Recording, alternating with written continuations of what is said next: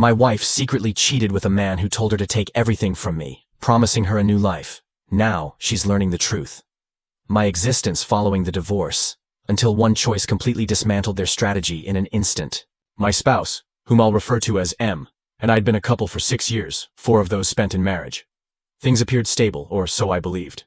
We experienced the typical highs and lows, certainly, yet nothing ever indicated significant trouble. In fact, for the majority of our bond, we were that duo, true partners.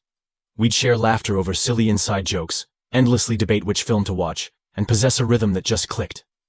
She would arrange elaborate dates, and I'd surprise her with her preferred takeout after a demanding day. It felt effortless, as though we had mastered this entire concept of love. That's why what occurred next struck me so powerfully. About half a year ago, things began to shift. Initially, it was minor details, things you might overlook if you weren't attentive. She started carrying her phone everywhere, even if she was simply heading to the kitchen or folding laundry. Previously, her phone would just sit on the coffee table for hours, and she wouldn't care who accessed it. I once quipped, "Are you running some secret operation now?" She brushed it off with a laugh, saying, "No, work has been emailing me frequently." All right, fair enough. But then, a few days later, she set up a password. That surprised me, as she had never used one before. I casually inquired why, and she offered some vague remark about security and hackers. I didn't press further, not wanting to seem overly suspicious, but something about it just didn't feel right. It didn't end there. She began stepping out of the room to take calls, something she never used to do. It wasn't subtle either. Her phone would ring, and she'd say, "Oh, let me just quickly get this," and vanish into the bedroom or onto the patio. If I asked who it was, she'd simply reply, "Just a colleague from work." Then there was this habit she adopted of keeping her phone face down on the table. I didn't even realize it was a pattern until one day I reached across to hand her something, and she swiftly moved her phone out of the way. It was one of those fleeting moments, but it lingered in my thoughts. It wasn't solely the phone incidents. She began to feel distant. Conversations that once flowed freely now felt like a struggle. If I brought up future arrangements like, "Where should we go for our anniversary?" or, "Do you think we should start saving for a new vehicle?" she'd just nod and say, "Yes, we'll see," before changing the topic. The day it truly became apparent for me was a particular Wednesday. She mentioned she was meeting a friend for coffee after work. It didn't sound unusual. She occasionally did that. I happened to be running errands in the same vicinity and thought, why not surprise her? It would be nice. When I arrived, however, she wasn't with her friend. She was outside the cafe, pacing back and forth, her phone pressed to her ear. I remained in my car because something about the way she was speaking felt serious. I didn't intend to listen in, but I caught fragments like, "It's almost ready," and "starting fresh soon." My stomach clenched. I couldn't decipher her meaning, but it didn't sound like work matters or friend drama. It sounded more significant, like something she had been preparing. When she came home later, I inquired about her coffee meeting, attempting to keep my tone casual. She recounted a detailed story about her friend complaining about her boyfriend's latest mishap. She went on about giving advice and being a supportive listener. I nodded along, pretending to believe her, but my mind was working overtime. Was I overthinking this? Or was there something deeper unfolding? I couldn't shake the feeling that something was amiss, something she wasn't disclosing to me. Things continued that way for several more days. I began observing her actions more closely, not to catch her in something, but because I needed to understand what I'd seen and heard. She wasn't behaving suspiciously in any grand, obvious way, but it was the minor details that felt wrong. And then, out of nowhere, she brought up our finances. We were having dinner one evening, just a typical weekday meal. We were sitting there chatting about various things, her work, a new show she wanted to watch, when she said, "You know, we should really organize all our financial affairs," flashing her most innocent smile. It was such an unexpected comment that I just stared at her for a moment. "What do you mean?" I asked. She shrugged. "I just think we should have everything in one place, you know, like all our account information, passwords, documents, that kind of thing, just in case of emergencies." I was at a loss for words. This wasn't something we'd ever discussed before, and the timing felt odd, considering everything else I'd noticed. "What kind of emergencies?" I asked, trying to keep my tone light. She shrugged again. "It's just smart, isn't it? What if something happens to one of us? Or what if we need to make a large financial decision quickly?" Her explanation made sense superficially, but something about the way she said it put me on edge. It was too practiced, too precise, as if she'd been waiting for the opportune moment to bring it up. I nodded and mumbled something like, "Yes, I suppose that's a good idea." But internally, warning signs were blaring. Why now? Why suddenly care about organizing our finances when we'd always kept things separate and informal? That night, my thoughts kept revisiting her comment, trying to piece together its possible meaning. Was this just normal adult stuff, and I was misinterpreting it? But then I considered the phone calls, the conversation I'd overheard at the cafe, and how distant she'd been lately. It all started to coalesce, and I didn't care for the picture it was painting. Until then, I hadn't acted on it. A couple of days later, she raised it again. We were in the kitchen. I was preparing a sandwich, and she was scrolling on her phone when she suddenly said, "Have you thought more about organizing the bank information? Like, do you know where all the account details are?" I put down the knife and turned to face her. "Okay, what's happening?" I asked, attempting to keep my tone gentle but firm. "You've been bringing up the finances a lot recently. Is there something we need to discuss?" She finally looked up from her phone, surprised, as if she hadn't expected me to press her. "No, nothing's wrong," she said quickly, offering a small laugh. "I just think it's important, that's all. You know, for emergencies." "Emergencies like what?" She shrugged, her face unreadable. "I don't know, just everyday life stuff. It's not a big deal, I promise. I just think it's something we should take care of." Her answer felt vague. Too vague. I nodded and let it go. But the way she avoided giving a direct answer only heightened my suspicion. It no longer felt like a casual suggestion. It felt like she was concealing something, and I had no idea what it was. So, the next day, while she was at work, I decided to examine our financial situation more closely. I accessed our joint account online and noticed something peculiar. A few small transfers had been made over the past month. Nothing significant, just small sums that didn't appear to have a clear purpose. They weren't labeled for bills or groceries, or anything similar. I didn't want to jump to conclusions, but it seemed as though she'd been moving money out of the account for some reason. But I couldn't understand why. I considered confronting her, but something told me to wait. If I was wrong, I'd appear foolish, and if I was right, well, I needed to be careful. It was weighing heavily on me, so I reached out to someone I trusted, an old college friend who happens to be a lawyer. I explained what I'd noticed, trying not to sound like a conspiracy theorist. "Look," he said after I'd described everything. "I'm not saying something is definitely occurring, but you're not irrational for wanting to be prepared. If you're concerned about safeguarding your assets, now is the time to do it. Better safe than sorry." He gave me a rundown of what I could do, simple steps to ensure my finances were secure if something was indeed happening. I'll admit, the idea of taking such action felt extreme. It felt like I was planning for something terrible when I wasn't, even certain anything was wrong. But the more I considered it, the more logical it became. If she was truly up to something, and I was beginning to believe she was, I needed to protect myself. It wasn't an easy choice to make, though. This wasn't just about money or possessions. It was about the life we had constructed together. I kept replaying memories in my head. Our wedding day, the times we stayed up late discussing our aspirations, the random small jokes we shared. How did we reach this point? Was this truly what our marriage had become? The thought of taking these steps felt like admitting defeat, like I was officially abandoning the trust we once shared. That evening, while she was out, I sat down at my desk and opened my laptop. My hands were trembling as I opened the browser and began reviewing everything. Bank accounts, investment portfolios, the house deed. Each document I examined felt like a betrayal. But the persistent voice in my head kept reminding me that this was about self-preservation, not sabotage. I wasn't trying to harm her.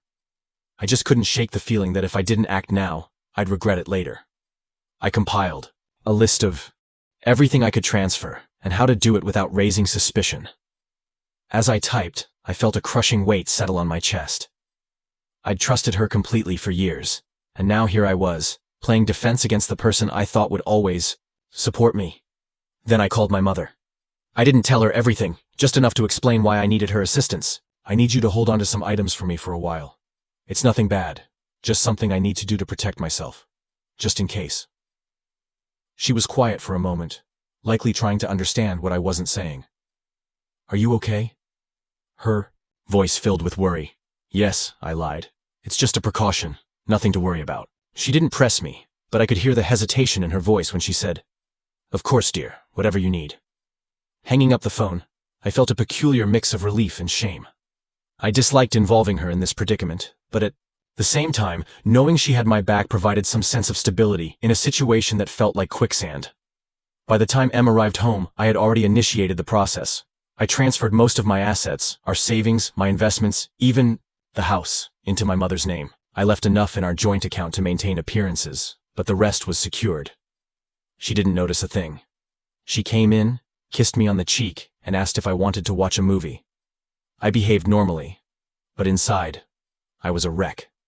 Part of me felt guilty, as if I was betraying her trust, but another part of me felt relieved, as if I was finally taking control of a situation that had been spiraling. Over the next few days, I kept things as normal as possible. I didn't want to alert her that anything had changed. She seemed content, even unusually cheerful at times, but instead of putting me at ease, it made me more suspicious. If she was planning something, she was doing an expert job of concealing it. What stood out, however, was that she didn't bring up the finances again, not once, after I'd questioned her the last time. It was as if the subject had completely vanished from her thoughts. At first, I thought perhaps I'd overreacted, and she dropped it because it truly wasn't that important. But the more I considered it, the more it felt like she was avoiding it, almost as if she was dreading bringing it up again after I had pressed her. I caught her glancing at me a few times, though, quick little looks, as if she was assessing my mood or deciding whether to say something. Every time I noticed, she'd immediately redirect her attention back to whatever she was doing. Her phone, the television, a book. It was subtle, but it was there. It felt like she was waiting for me to bring it up, as if she didn't want to risk pushing the topic again. The silence about it only made me more uneasy. It wasn't like her to just abandon something she thought was important, and the way she avoided it now felt deliberate. If she was testing the waters, she wasn't succeeding, and if she was waiting for something, I wasn't about to give her the green light. Whatever her next move was, I knew I needed to stay one step ahead. Something was imminent. I just didn't know when or how. All I could do was prepare. That night, I ensured everything was secure. I reviewed the paperwork again, double-checking every detail of the asset transfers to my mother. The house, the savings, the investments. Everything was legally in her name now, locked in a trust that couldn't be disputed. I even called her to confirm she had all the documentation on her end. 2 weeks passed, and things seemed normal.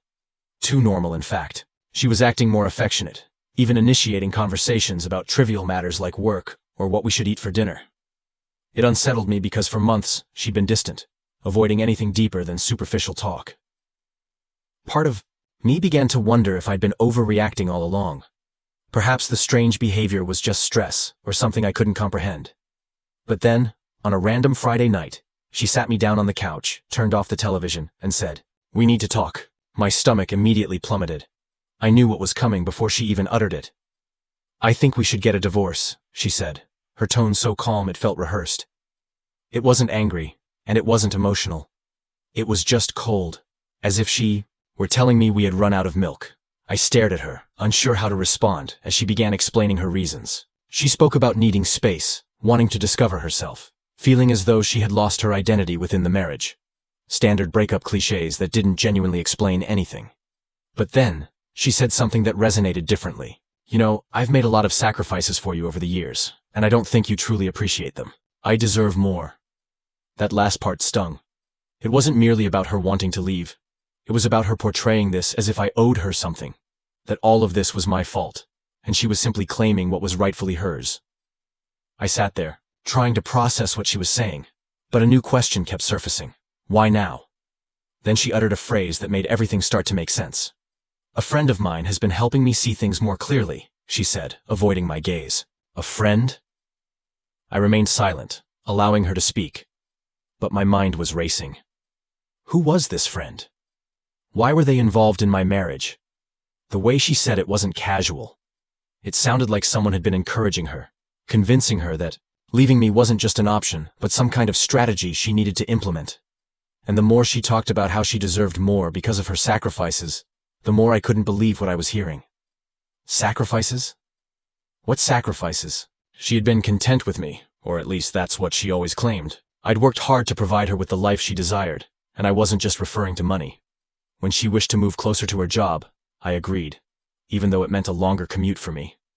When she wanted to go on that expensive yoga retreat last year, I made sure we budgeted for it, even skipping a vacation I'd been looking forward to so she could attend. I supported her when she changed careers twice, telling her it was fine to take the leap because I wanted her to be happy. I thought being a good husband meant prioritizing her whenever I could. And it wasn't as if I was some inattentive, distant partner. I was present. I remembered anniversaries and small, random things she mentioned liking. I planned date nights when she said she was feeling stuck in a rut. I listened to her vent about work, her friends, her family. I didn't always get it right, but I always tried. That's what made her "I deserve more" line so impactful. I didn't believe it for a second. She wasn't unhappy because of anything I did or didn't do. She was unhappy because something had changed within her. Perhaps it was this friend she kept mentioning. Perhaps it was something else. But the person sitting in front of me now wasn't the woman I married, and I wasn't going to let her rewrite the narrative of our marriage to suit her new story. I didn't challenge her in the moment. Instead, I nodded and said something neutral like, "If that's how you feel, I suppose we should determine the next steps." She looked surprised that I wasn't arguing or pleading with her to stay, but I didn't care. My focus had already shifted.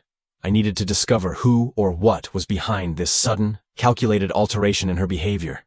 This wasn't just her, waking up one day and deciding she wanted out. This was something bigger, and I wasn't going to let it surprise me any further than it already had. After that conversation, she moved into her own place, and by Monday, I received the divorce papers. And let me tell you, they weren't just about ending the relationship. They were about seizing everything. Half the house, my savings, my investments, the car. She wanted all of it, plus some ambiguous clauses about spousal support that made no sense given her steady income. It was as if she was making an aggressive play, expecting me to simply yield and hand her everything I'd worked for. At first, I thought it was just her being vindictive, but the way she'd structured her demands, so detailed and assertive, reassured me that someone was guiding her through this, so I started investigating. It wasn't as if I could just ask her who she'd been speaking to, so I had to be resourceful. I began with her social media. She hadn't blocked me, and while she didn't post often, I went through her tagged photos and comments, searching for anyone new. That's when I noticed a pattern. Someone named Jake consistently liked and commented on her posts. Nothing inappropriate, just enough to make me pause. I clicked his profile, and it was public. He didn't seem like much at first glance, a man in his 30s who worked in marketing, judging by his bio. But as I scrolled through, I noticed something strange. He'd posted a photo at the same cafe I'd seen her at weeks ago, on the same day I overheard her talking about starting fresh. My stomach churned as I continued scrolling. There were more subtle hints, a comment on one of her posts saying, "You've got this," and a selfie he posted from what looked like her new apartment. None of it was definitive proof, but it was enough to make me suspicious. I wasn't sure what to do with this information, but I knew I couldn't just sit there and wait for answers to appear. Her mention of a friend helping her through things had stayed with me, and I needed to know who it was. I decided to call one of our mutual friends, Lisa. She and my wife had been close for years, so if anyone knew what was happening, it would be her. I kept the conversation casual at first, just asking if she'd spoken to my wife recently, or if anything seemed amiss. Lisa responded quickly, saying she didn't know anything about a friend or any advice. I asked a few more questions, trying to probe, but she abruptly ended the conversation defensively, stating she truly couldn't help me. The whole exchange felt rushed, as if she was trying to avoid getting involved. Not ready to give up, I called another friend, Emily. I went through the same routine, explaining that I was simply trying to understand everything. At first, she seemed hesitant, evading my questions with vague answers. When I pressed her a bit more, she ended the call abruptly, leaving me more suspicious than ever. I sat there frustrated, trying to figure out my next step. Then, to my surprise, Emily called me back. She told me she needed to ensure whatever she said wouldn't get back to her. I promised it wouldn't, and after a long pause, she finally revealed what she knew. Apparently, my wife had been spending a lot of time with someone named Jake, someone she'd met through work. Emily said she didn't know much else, but from what she'd heard, Jake was deeply involved in the advice my wife was receiving about the divorce. Hearing that name felt like a piece of the puzzle falling into place. Now it was clear. This wasn't just about her needing space or finding herself. Someone else was in the picture, guiding her decisions, and I was determined to discover why. I decided to address it in my own way. That weekend, I drove to her apartment building and parked a block away, hoping to confirm what I already suspected. Sure enough, a couple of hours later, she walked out of the building with Jake. They didn't hold hands or anything, but the way they walked together, close, leaning in to talk, was enough. They got into his car and drove off, leaving me sitting there staring at the space where they'd been. I didn't follow them. I didn't need to. At that moment, it was clear she hadn't just fallen out of love with me. She'd been planning her departure with someone else, and now it all made sense. The sudden distance, the financial inquiries, the aggressive demands, and the divorce papers. She wasn't just leaving me. She was leaving me with nothing, and she had someone supporting her every step of the way. I went home that night, my mind reeling with everything I'd learned.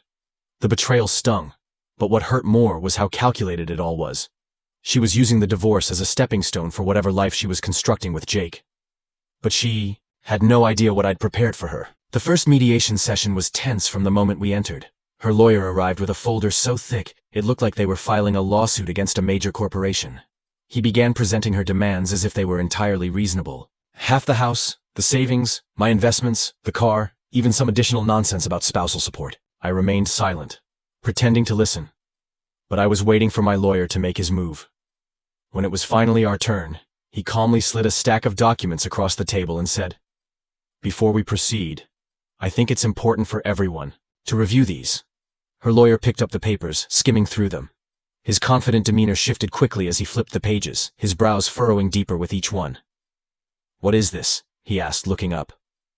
"These documents show the transfer of all major assets into a trust under my client's mother's name," my lawyer explained, his voice steady. "The transfers were completed several weeks before the divorce filing, and the trust is fully legal and irrevocable."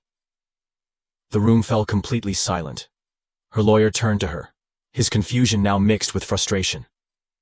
"You didn't mention this," he said flatly. She snatched the papers from his hands and flipped through them, her face turning red. "This can't be real," she muttered, staring at the notarized signatures and dates. Then she turned to me, her expression shifting from disbelief to fury. "You planned this," she hissed, glaring at me as if I'd committed some unforgivable crime. I didn't respond. I just sat there, letting her connect the dots on her own. Her lawyer, now visibly annoyed, asked my lawyer to elaborate further.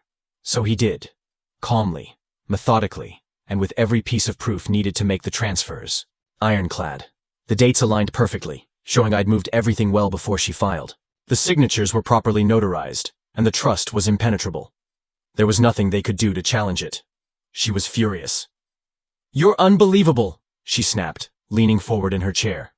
"I can't believe you would do something like this to me." I still didn't utter a word. What was there to say? This wasn't about me doing something to her. This was about protecting myself because she'd made it clear she wasn't leaving quietly. The meeting concluded with her lawyer muttering something about needing to reassess their approach, but it was obvious to everyone in the room that they had no more options. When we walked out of the building, she pulled me aside in the hallway, her face a mixture of anger and desperation. "This isn't over," she said, her voice low. "You're going to regret this." I simply looked at her and said, "I already regret trusting you. That's the only regret I have." After that mediation session, things escalated more rapidly than I had anticipated. She entered full meltdown mode almost immediately. It began with the calls, endless calls. At first she sounded calm, even apologetic, leaving voicemails that started with, "I think we just need to talk," or, "I know this got messy, but we can fix it." When I didn't respond, the tone shifted. By the second day, her messages were alternating between sobbing and screaming. One voicemail would be her crying about how she made a mistake and didn't want to lose everything we built together. The next would be an angry rant accusing me of being greedy and spiteful, blaming me for everything going wrong in her life. I ignored it all. My lawyer had advised me not to engage, and honestly, I had no desire to. I was done playing her games. But she wasn't. When the calls and texts failed, she started fabricating stories. I began hearing from mutual friends that she'd been telling people the divorce wasn't real, that it had all been some elaborate practical joke. A prank? I mean, who would even believe that? It didn't take long for the inconsistencies in her story to emerge. Friends started asking questions like, if it was a prank, why did you file actual legal paperwork? Or, why hire a lawyer? And make such specific demands if it wasn't serious? When people didn't immediately accept the prank excuse, she doubled down. She claimed it wasn't just a joke, but a way to test the strength of our relationship. She began portraying herself as the victim, saying she was hurt and betrayed by my reaction, that I'd taken things too far and destroyed the trust in our marriage. At first, some people seemed to believe her narratives. I'd receive these odd texts or comments from acquaintances saying things like, Wow, I didn't realize things were so tough for her. Even her brother lashed out, saying, "You should have just discussed it instead of being so drastic." And it was frustrating. But I knew the truth would eventually come out, and it did, thanks to one of our mutual friends. Let's call him Matt. Matt and I weren't extremely close, but we'd always been friendly. A couple of weeks after the mediation, he messaged me out of the blue saying he had something I needed to see. When we met up, he pulled out his phone and showed me a string of texts between her and Jake. I was confused at first. "How did you even get these?" I asked, scrolling through the messages. Matt explained that he had a mutual friend with Jake, someone who had been privy to their conversations. Apparently, this mutual friend had started feeling uneasy about how things were unfolding, especially when Jake began boasting about how he was helping her secure her future. It didn't take long for that mutual friend to connect the dots and realize what securing her future actually meant. Trying to completely drain my resources, feeling guilty about staying silent, the friend took screenshots of the texts and shared them with Matt, knowing he had a better relationship with me and might be able to warn me. "This guy's been playing both sides," Matt said, shaking his head. "He's been encouraging her to take you for everything while making her believe he'd be there for her afterward." Matt handed me the texts and said, "I thought you should know. You don't deserve this, man." The texts were chilling.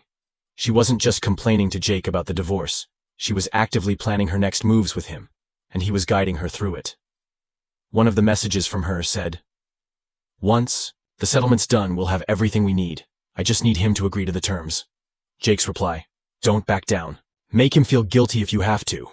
He owes you. We'll start fresh once you've got the money." I sat there staring at Matt's phone, trying to comprehend what I was reading. This wasn't a misunderstanding or some emotional reaction to a failing marriage. This was cold, calculated manipulation.